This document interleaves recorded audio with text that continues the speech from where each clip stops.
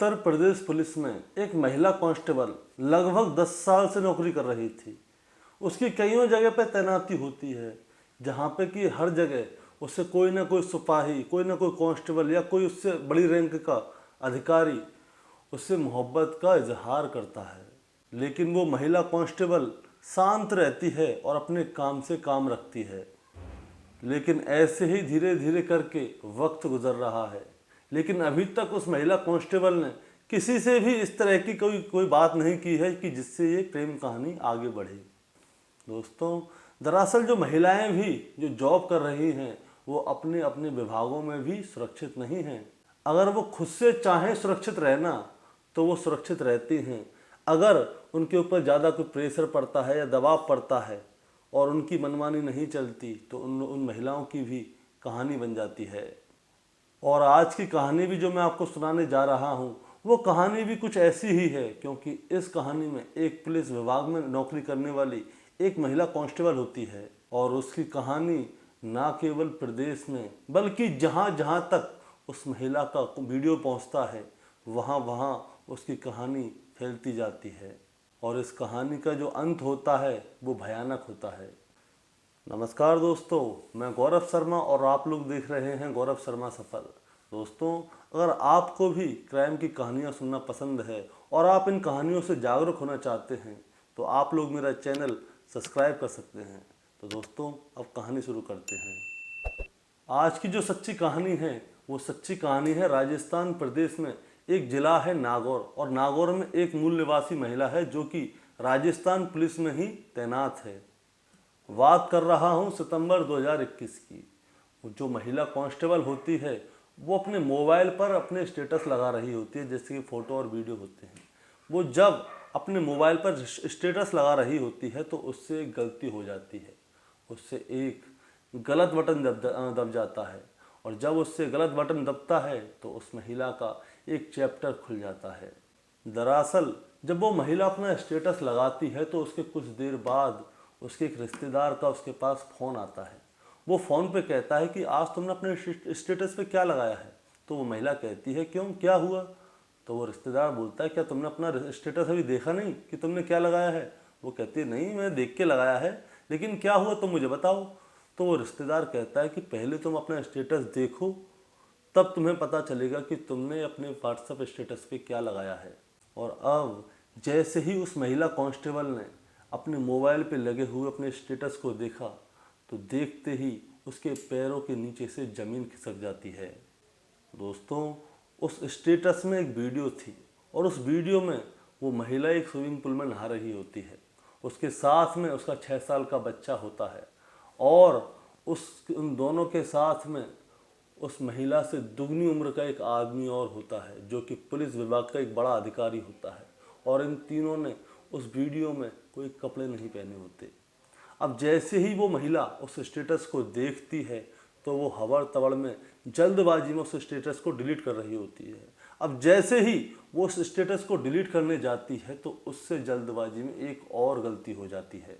हालांकि वो उस स्टेटस को तो हटा देती है, लेकिन उसको याद आता है कि उससे ये गलती हुई थी तो कब हुई थी और कैसे हुई थी। दरअसल उस महिला का एक 6 साल का बच्चा होता है जो कि अपनी माँ से जिद कर रहा होता है कि माँ, मुझे एक ऐसे स्विमिंग पूल में नहाना है जो कि कमरे के बगल में हो। इसका मतलब ये है कि वो बच्चा ऐसे स्विमिंग पूल में पहले भी कभी नहाया होगा जो कि कमरे में बगल में होगा। अब वो बच्चा बहुत ज़्यादा जिद करता है तो वो महिला अपने बच्चे के आगे टूट जाती है। अब वो महिला टूट क्यों जाती है? अब वो महिला टूट इसलिए जाती है अपने बच्चे की जिद के सामने, क्योंकि उस बच्चे का जन्मदिन था 10 जुलाई को। अब अपने बेटे की इतनी जिद देखकर वो महिला मन ही मन में सोचती है कि क्यों ना अपने बेटे के बर्थडे पर उसको एक सरप्राइज़ दे दिया जाए। अब वो महिला किसी से बात करती है तो पुष्कर के पास एक सूरज कुंड नाम की जगह है और सूरज कुंड में ही एक 5 स्टार होटल है। अब वो 5 स्टार होटल बुक किया जाता है। अब उस 5 स्टार होटल में जहाँ पे वो कमरा था उसी कमरे में वो स्विमिंग पूल था। उस कमरे को 2 दिन के लिए अलॉट कर दिया जाता है ताकि वो 2 दिन तक वहाँ पे आराम से रह सकें। अब वो लोग उस कमरे में जाते हैं तो उस महिला का बच्चा वहाँ पे खेल रहा होता है। तो महिला क्या करती है, वहाँ पे जब गई थी और वहाँ से जब तक आई थी, वो सारी जगह की फ़ोटो खींचती है और वीडियो बनाती है। अब वो महिला और उसका बच्चा स्विमिंग पूल में जान नहाते हैं। अब बच्चा वहाँ पे पानी में खेल रहा होता है, अटखेलियाँ कर रहा होता है, और इधर वो महिला भी वहाँ पे पानी में खेल रही होती है, बच्चे के साथ मजाक कर रही होती है, और वो सारी चीज़ों की वीडियो बन रही होती है। अब क्या होता है, वो महिला 2 दिन तक वहाँ पे रहती है और वहाँ रहने के बाद वो वापस अपने घर जाती है, अपनी नौकरी पे चली जाती है। अब जो वो सूरज कुंड के पास जिस 5 स्टार होटल में रही थी, तो होता क्या है, आजकल लोगों को नया नया शौक चढ़ गया है। वो कहीं पे भी जाते हैं उस जगह की फ़ोटो वीडियो को व्हाट्सएप स्टेटस, इंस्टाग्राम पर, रील में, सब जगह डालते हैं, लोगों को, दुनिया को दिखाते हैं। अब वो महिला क्या करती है, जो वहाँ पे गई थी घूमने, उन सारी जगह की फ़ोटो और वीडियो को वो अपने व्हाट्सएप स्टेटस पे लगाती है।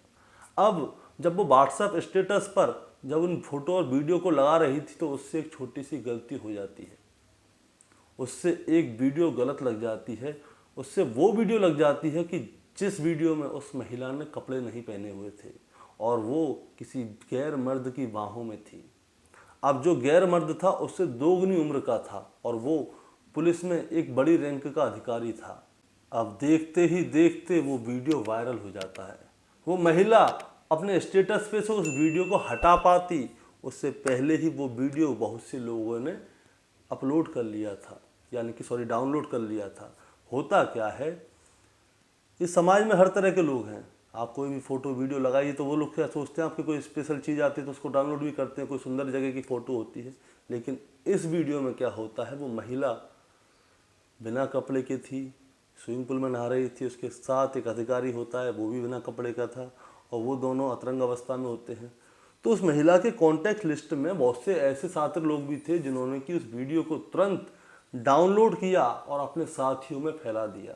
अब उन्होंने वहाँ पे अपने साथियों में फैलाया तो उसके साथियों ने आगे फैलाया तो आगे और आगे फैला, ऐसे ऐसे करके वो वीडियो वायरल हो गया था। अब वो वीडियो बहुत से लोग सोशल मीडिया पे अपलोड भी कर देते हैं। अब कैसे उस महिला का वीडियो उसके हाथ से निकल गया, कैसे लोगों के पास पहुंच गया, वो महिला ये सोच के बड़ी घबराती है। दोस्तों, उस वीडियो के साथ साथ एक और वीडियो था जो कि 2 मिनट 48 सेकंड का था, और उस वीडियो में वो महिला बहुत ज़्यादा आपत्तिजनक अवस्था में होती है, और उस वीडियो में उसके साथ उसका बेटा भी होता है, और वो वीडियो भी उसके मोबाइल से लीक हो जाता है। अब वो महिला कांस्टेबल कौन है, उसके बारे में तो सब लोग जानते थे क्योंकि उसी के व्हाट्सएप से ये वीडियो वायरल हुई है। लेकिन उसके साथ में जो आदमी था वो कौन था, ये सब लोग जानना चाहते थे। अब जो लोग जानते हैं वो तो चलिए जानते हैं कि ये कौन है कौन नहीं है, लेकिन जो नहीं जानते उनके मन में बड़ी उत्सुकता थी कि इस महिला के साथ में ये आदमी कौन है। अब क्या होता है, इस वीडियो की जानकारी उच्च अधिकारियों तक पहुंचती है, तब ये वीडियो वायरल होती है। तो वो लोग इसकी जांच करवाते हैं। अब उच्च अधिकारी जब उसकी जांच करवाते हैं तो पता चलता है कि ये आदमी झुंझुनू का रहने वाला है, जिसका नाम हीरालाल सैनी है। और हीरालाल सैनी ने राजस्थान पुलिस में अपनी जो शुरुआत की थी एक सब इंस्पेक्टर के तौर से की थी। अब वक्त धीरे धीरे करके आगे बढ़ने लगता है, तो जब वक्त आगे बढ़ता है तो हीरालाल सैनी का प्रमोशन होने लगता है। हीरालाल सैनी सब इंस्पेक्टर से इंस्पेक्टर बनते हैं और इंस्पेक्टर से बन जाते हैं डीएसपी। अब वो जैसे ही डीएसपी यानी कि सर्कल ऑफिसर बनते हैं तो जो पहला सर्कल मिलता है तो वो मिलता है ब्यावर। अब ऐसे ही जब वो नौकरी करते रहे तो उनकी कईयों जगह पोस्टिंग हुई, जैसे कि कभी अजमेर हुई, कभी जयपुर हुई। अब जब उनकी पोस्टिंग जयपुर में होती है तो उनकी मुलाकात एक महिला कांस्टेबल से होती है जो कि नागौर की रहने वाली होती है। साल 2001 में 7 मई का वो दिन था जब उस महिला की शादी होती है, और शादी के लगभग 8 साल बाद यानी कि सन 2008 में उस महिला की राजस्थान पुलिस में एक कांस्टेबल के तौर पर नौकरी लग जाती है। और वक्त जैसे जैसे आगे बढ़ता है तो फरवरी सन 2015 में उसको एक प्यारा सा बेटा भी होता है। अब बेटा पैदा हो गया, इसके 1 साल बाद उनकी पोस्टिंग जयपुर में होती है। अब जहाँ पे उनकी पोस्टिंग होती है वहाँ पे हीरालाल सैनी की भी पोस्टिंग थी। अब ये लोग वहाँ पे मिलते हैं और कब ये नज़दीक आने लगते हैं, इनके बीच में प्रेम हो जाता है। ये लोग इतने नज़दीक आ जाते हैं कि जब इनकी इच्छा हुआ करती थी ये दोनों लोग मिला करते थे।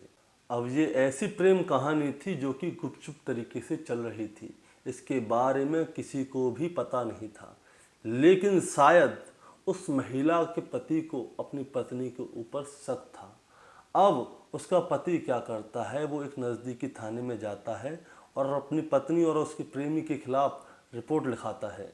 लेकिन अब जैसे ही पता चलता है कि ये रिपोर्ट डीएसपी के खिलाफ है, तो पुलिस इस रिपोर्ट को लिखने से बचती रही। लेकिन अचानक से क्या होता है, उस महिला की जो वीडियो होती है वो वायरल हो जाती है।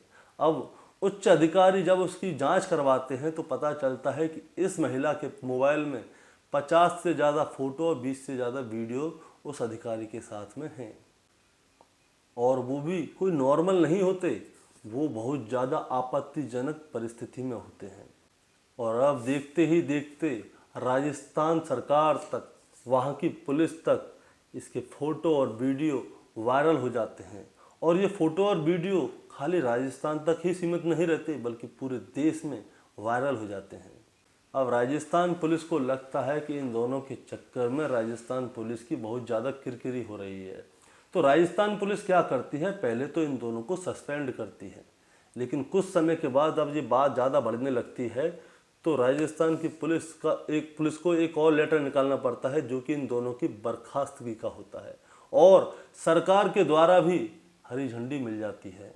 अब हद तो तब होती है कि पता चलता है कि डीएसपी साहब को इस वजह से गिरफ्तार कर लिया जाता है। लेकिन हमारे देश में कानून में इतने सारे दाव पेच हैं कि उन दाव पेचों को खेलकर इन डीएसपी साहब को बरी कर दिया जाता है। यानी कि डीएसपी साहब बिल्कुल बरी नहीं हुए थे, वो जेल से बरी हो जाते हैं और केस चलता रहता है। लेकिन अब इन डीएसपी साहब को इनकी नौकरी वापस मिलेगी या नहीं मिलेगी, ये तो भविष्य के गर्भ में छुपा हुआ है। लेकिन इस महिला कांस्टेबल और इन डीएसपी साहब की प्रेम कहानी के बारे में एक व्हाट्सएप स्टेटस से जो वीडियो वायरल हुई थी, उस वीडियो से सभी लोगों को पता चला। तो लोगों को जैसे ही पता चलता है इन महिला कांस्टेबल और अधिकारी के बारे में, तो लोगों को बड़ा दुख होता है, क्योंकि पुलिस में रहने के बावजूद भी अगर महिला सुरक्षित नहीं है तो वो कहाँ सुरक्षित रहेगी। दोस्तों, अब मैं आपको बताना चाहूँगा कि पुलिस में आप किसी भी महिला से, या पुलिस के अलावा किसी भी डिपार्टमेंट में आप किसी महिला से आप गोपनीय तरीके से बात करके अगर देखेंगे ना, और उसको बताएंगे कि आपकी बात कहीं लीक नहीं होगी, आपके फ़ोटो नहीं दिखाई जाएगी, आपको नाम नहीं बताया जाएगा, तो वो लोग बताएंगे कि वो किस परेशानी में, किस परिस्थिति में उस जगह पे नौकरी कर रही हैं और उनको क्या क्या झेलना पड़ रहा है। यहाँ तक कि एक महिला रिपोर्टर का एक मैंने इंटरव्यू देखा था, वो बता रही थी कि मैंने अपने इतने अच्छे पद की नौकरी सिर्फ इसलिए छोड़ दी क्योंकि मुझे वहाँ पे परेशान किया जा रहा था। लेकिन दोस्तों, ये बात भी सच है कि महिलाओं को प्रमोशन मिलने का और नौकरी में तरक्की मिलने का ये बहुत आसान तरीका है, अगर महिला अपना कॉम्प्रोमाइज़ करे और सामने वाले की बातों में आ जाए। तो दोस्तों, मेरा कहना बस ये है आपको ये वीडियो के माध्यम से कि आप लोग, चाहे महिला हो, मोस्टली महिलाओं के लिए, कि आप लोग नौकरी करते हैं, अच्छी बात है, लेकिन ऐसे बवालों से दूर रहें तो ज़्यादा अच्छा है, और ऐसे चक्करों से जितना हो सके बचने की कोशिश करें, क्योंकि करियर बहुत लंबा है और ज़िंदगी भी बहुत लंबी है। हो सकता है कि हमसे कहीं पे कोई गलती हो जाए, अगर गलती हो जाए तो ऐसी कोई फ़ोटो वीडियो अपने पास ना रखें, क्योंकि ऐसे ही डीएसपी साहब और महिला जो कांस्टेबल थी वो अपने घर बैठ गई। और मोस्ट बात ये है कि ऐसा कुछ करना ही क्यों। अगर आपके ऊपर कोई प्रेशर पड़ता है या कोई आपके ऊपर दबाव डालना चाहता है तो आप उसकी शिकायत कीजिए। और नौकरी इतनी ज़रूरी तो है नहीं कि कोई हमारे ऊपर प्रेशर डाल रहा है और हमको वो नौकरी करनी है। अगर आप काबिल हैं तो आपको दूसरी जगह नौकरी मिल ही जाएगी। तो बस ऐसी बातों से और ऐसे लोगों से और ऐसी चीज़ों से जितना हो सके बचने की कोशिश कीजिए, क्योंकि मेरा इस कहानी को आपको सुनाने का मतलब आपको परेशान करना या आपको विचलित करना नहीं है, बस आपको सतर्क करना है।